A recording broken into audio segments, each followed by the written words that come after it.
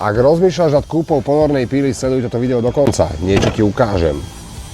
Ponorná píla je kategórie XGT. Prečo XGT? Lebo stroj má výbornú cenu a výborný výkon. Veľká výhoda tejto ponornej píly je práve regulovanie uhlov. Vieš ísť od -1 do 48. Dokonca tu máš aj stopery na 22,5 až 45, takže nemusíš rozmýšľať, ktorý uhol si dáš, iba sa nadstavíš. Stroj má ponor 5,5 cm, regulovateľné otáčky a Bluetooth systém, aby si vedel napojiť pílu na svoj vysavač. V stroji používam novú F-kovú batériu XGT a aj keď ju tam dám, tak ten stroj má priateľnú váhu. Tak, a dajme to na lištu a poďme pracovať. Tak, a rovné rezy neboli nikdy jednoduchšie. OSBčka má 15 mm, lišta má 4 mm, nadstavím si na dorvaze 19 mm a môžeme ich zrezať.